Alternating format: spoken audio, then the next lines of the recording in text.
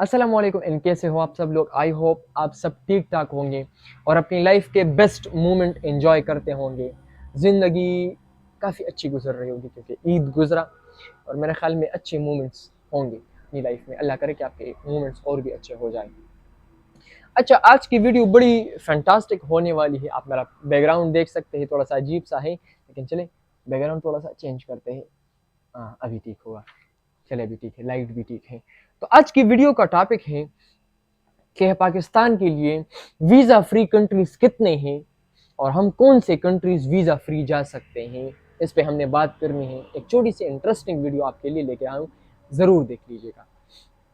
हमने देखिए, अगर मैं इंडिया की बात कर लूँ तो इंडिया तकरीबन 24 कंट्रीज वीज़ा फ्री उनके लिए है।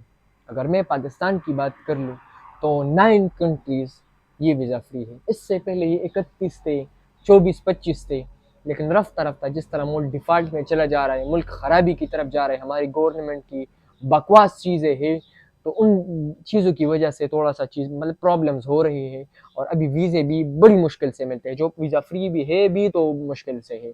9 कंट्रीज हम वीज़ा फ्री जा सकते हैं। नंबर फर्स्ट पे बात करूंगा मैं कुक आइलैंड की। कुक आइलैंड एक आइलैंड है जिसने मतलब आपने बहुत मुश्किल से नाम सुना होगा। कुक आइलैंड मेरे ख्याल में ऑस्ट्रेलिया के आसपास एक आइलैंड है जिसमें हम वीज़ा फ्री जा सकते हैं, लेकिन बहुत छोटा मुल्क है, बहुत छोटा मुल्क। लेकिन भाई आप वीज़ा फ्री तो जा सकते हैं, लेकिन भाई साहब उसके लिए आपको बहुत महंगी तरीन फ़्लाइट लेनी पड़ेगी, क्योंकि यार बहुत मुश्किल है वो। क्योंकि वहाँ तक फ़्लाइट्स मुझे नहीं पता कि किसी आसपास कंट्री से कुक आइलैंड के लिए कोई फ़्लाइट हो। दूसरे नंबर पे मैं बात करना चाहूँगा डोमिनिका की। ठीक है, डोमिनिका एक इसमें एक कैरेबियन कंट्री है जिसको आप बड़ी आसानी से विजिट कर सकते हैं। इंशाल्लाह मैं एक वीडियो बनाऊंगा। एक कैरेबियन एक क्रूज चलता है जिसमें आपने 6-7 कंट्रीज उसमें वो शामिल करते हैं और एक क्रूज से वो कवर आउट करते हैं। और मैंने कहा ये पाकिस्तानी रुपयों में अगर कन्वर्ट करें तो लगभग ये 1,20,50,000 तक ये 6-7 कंट्रीज आप घूम सकते हैं पूरे एक बड़े हाई फाइव क्रूज में। अभी एक इंडियन गया था तो उन्होंने कहा 45,000 रुपये लगे हैं, तो पाकिस्तानी इसको कर ले तो 1,50,000 लगभग के आते हैं। अच्छा, इसके अलावा आपका हेटी हो सकता है, माइक्रोनेशिया है, कतर का एक है। कतर पहले था वीज़ा फ्री, लेकिन अभी आई एम नॉट श्योर कि वीज़ा फ्री है या नहीं है। कुछ लोग कहते हैं कि वीज़ा फ्री है, कुछ लोग कहते हैं नहीं अभी दोबारा वीज़ा आपने अप्लाई करनी मतलब होगी, कुछ कहते हैं नहीं वीज़ा ऑन अराइवल है। तो इसको थोड़ा सा न्यूट्रल पे कर लेते हैं। इसके अलावा मॉन्सरट है, न्यू है, सेंट विंसेंट एंड ग्रेनेडस है और इसके अलावा ट्रिनिडेड एंड टोबैगो है। ये कुछ ऐसे कि इस तमाम इसमें जितनी भी कंट्रीज है ना, इस सबसे ज़्यादा उसमें कैरेबियन कंट्रीज आती हैं, मतलब अमेरिका के आसपास है।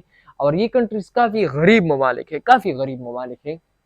और वैसे अगर मैं 9 कंट्रीज की बात करूँ ना, तो उसमें एक कंट्री वाकई में देखने लायक है, डोमिनिका है, कतर है और हेटी है। ये मतलब इसमें भी मतलब मुश्किल है यार, इसमें डोमिनिका। तो ये कंट्रीज काफ़ी अच्छी कंट्रीज है, लेकिन इसमें ज़्यादा कुछ करने को नहीं है। ज़्यादा 1 दिन या 2 दिन उससे ज़्यादा तंग हो जाएंगे। बहुत कम कंट्री, मतलब बहुत ज़्यादा कम आबादी के साथ है। मैं कहूँ पेशावर की तरह एक छोटी सी, मतलब पेशावर तो बहुत बड़ा है यार, बहुत कम आबादी में मौजूद है और आप इसको विज़िट कर सकते हैं। लेकिन उसमें मसाइल ये हैं कि उसमें ये तो क्राइम रेट बहुत ज़्यादा है और वैसे भी आपको फ्लाइट्स बहुत महंगी तरीन पड़ेगी। तो भाई मुश्किल है। लेकिन एक वीडियो थी कि हम 9 कंट्रीज वीज़ा फ्री तो हो गए, लेकिन भाई साहब कुछ काम के नहीं, ये सब के सब कुछ काम के नहीं। अगर आप जाए भी तो 1-2 दिन, मतलब 10 दिन में आप ये 7-8 कंट्रीज या 9 कंट्रीज आप घूम सकते हैं 10 दिनों में। तो मेरे ख्याल में कुछ फ़ायदा नहीं है। पाकिस्तान गवर्नमेंट को इन चीज़ों में थोड़ी सी इंप्रूवमेंट लाई जाए, कम अज़ कम के यार 50 कंट्रीज तो कम अज़ कम visa free. Thank you so much for watching my video. Allah हाफिज़।